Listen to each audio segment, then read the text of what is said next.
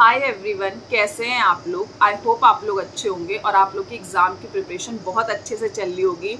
और अब तो back to back pre mains paper होने में लगे हैं और साथ साथ ये इंटरव्यू भी। तो हम इस वीडियो में इंटरव्यू रिलेटेड ही बात करने वाले हैं। आरआरबी पीओ के इंटरव्यू को कैसे प्रिपेयर करें, प्लस ड्रेस कोड से रिलेटेड भी बात करेंगे और कुछ डाउट्स होते हैं वो भी हम इस वीडियो में लेंगे।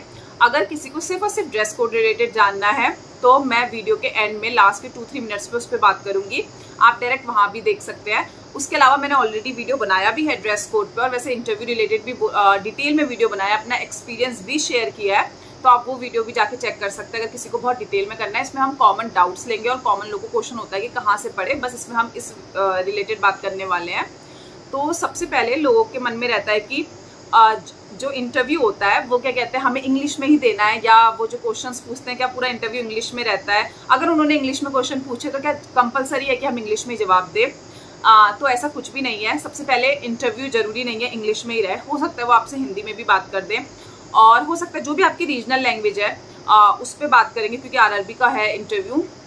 जब मेरा इंटरव्यू रहा था तो मैंने यूपी से भरा था और मेरा 70 to 75% उन्होंने मुझसे हिंदी में क्वेश्चंस पूछे थे, and 20 to 25% means 2 to 3 questions उनके इंग्लिश में थे। तो मोर वेटेज हिंदी का ही था। ऐसा कुछ नहीं होता कि वो आपसे इंग्लिश में ही पूछेंगे। प्लस इसके अलावा अगर आप कंफर्टेबल है हिंदी लैंग्वेज में तो आप वहाँ पे हिंदी में ही बात करिए। इन केस अगर उन्होंने इंग्लिश में क्वेश्चन पूछ दिया और आपको लगता है आप नहीं जवाब दे पाएंगे अच्छे से और आप हिंदी में बेटर वे में दे पाएंगे, तो आप उसका जवाब सीधे हिंदी में दीजिए, कोई दिक्कत नहीं है। ऐसा आपको कोई पूछने की भी जरूरत नहीं है कि क्या कहते हैं कि मैं इसका जवाब हिंदी में दे दूँ। आप डायरेक्ट हिंदी में भी देंगे तब भी वो इस चीज़ को समझ जाएंगे कि आप ज़्यादा कंफर्टेबल किस में है, तो बिल्कुल भी इशू नहीं होता है। इंग्लिश में आप डर के जवाब दें, उससे बेटर है आप हिंदी में या जो भी आपकी लैंग्वेज है उसमें आप कॉन्फिडेंट होके और एक कंफर्ट के साथ जवाब दें, बहुत ज़रूरी होता है। वो आपका कॉन्फिडेंस चेक कर रहे हैं, आपकी पर्सनैलिटी चेक कर रहे हैं, जिससे आपकी पर्सनैलिटी ज़्यादा अच्छे से उभर के आए, आपको उसमें जवाब देना है। तो इसका आंसर आप लोग को मिल गया होगा कि आपको क्या करना है। देन आपको होता है कि क्या क्या पढ़ना है। तो सबसे पहली चीज़, आप बैंकिंग का पेपर देने जा रहे हैं, बैंकिंग अवेयरनेस अच्छे से पढ़ लीजिए, जितना अच्छे से पढ़ सकते हैं। अपने कॉन्सेप्ट क्लियर रखिए बैंकिंग रिलेटेड क्या क्या होता है, और उसके अलावा आरआरबी के बारे में अच्छे से पढ़ के जाइएगा, कब स्टैब्लिश हुआ, पहला बैंक कौन सा था आरआरबी का, कहाँ खुला था, ये सब चीज़ें आप थोड़ा बहुत पढ़ लीजिएगा, क्योंकि आप उसी का इंटरव्यू देने जा रहे हैं। तो बैंकिंग पूरी की पूरी पढ़नी है। उसके अलावा क्या पढ़ना है, करंट अफेयर्स पढ़नी है, जो भी आजकल रिसेंट में टॉपिक चल रहे हैं वो आपको अच्छे से पता होने चाहिए। मैंने बैंकिंग अवेयरनेस जो करी थी आशीष गौतम सर से करी थी अड्डा से, उस समय मैंने उनका वाला पेड बैच लिया था जीए का, ताकि मेंस के लिए भी प्रिपेयर हो जाए और इंटरव्यू में भी काम आता है। आप उसके अलावा जीए बाय पीयूष सर, अगर आपको पेड कोर्स नहीं लेना है उससे पढ़ सकते हैं, और भी बहुत सारे यूट्यूब में सोर्सेज हैं जहाँ पे आपको फ्री में वीडियो लेक्चर्स मिल जाएंगे, तो आप वहाँ से पूरा जीए एक बार अच्छे से प्रिपेयर कर लीजिए आपको कैसे करना है।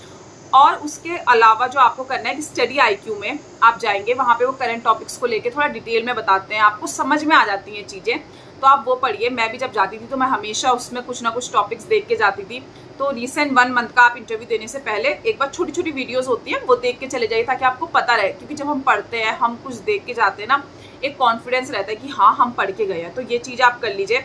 अगर आप इतना पढ़ते हैं इनफ है, या आपके ऐसे क्वेश्चन है जो बैंकिंग रिलेटेड है तो आपको ये पढ़ने ही पढ़ने। उसके अलावा किस टाइप के क्वेश्चंस वो पूछ सकते हैं, हमें नहीं पता कि वहाँ पे हमसे कैसे क्वेश्चंस पूछे जाएंगे।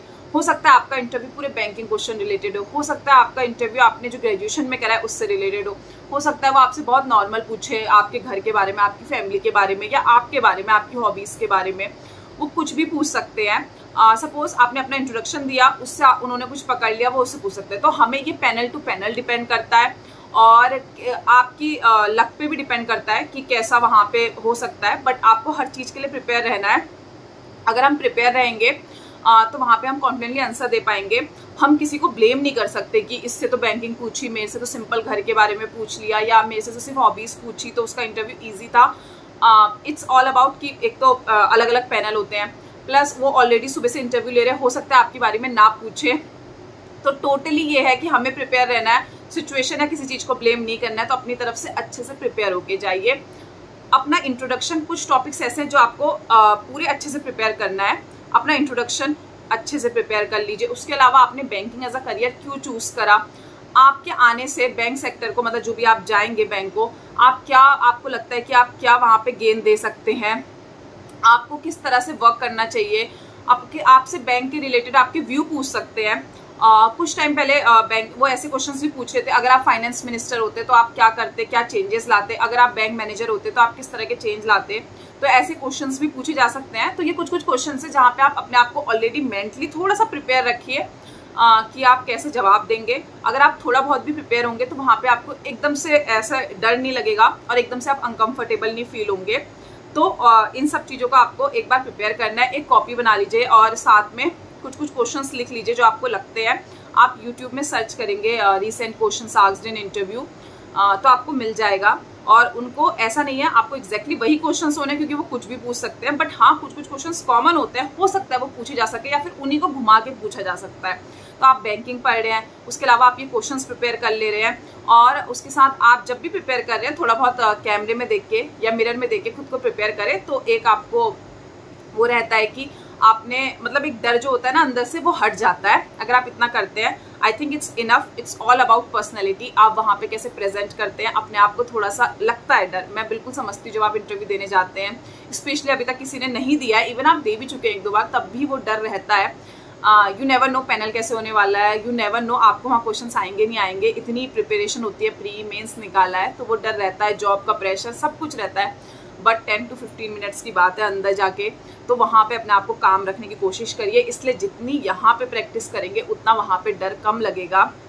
मेरा सजेशन यही है कि यहाँ पे अच्छे से प्रिपेयर करें और अच्छे से प्रैक्टिस करें।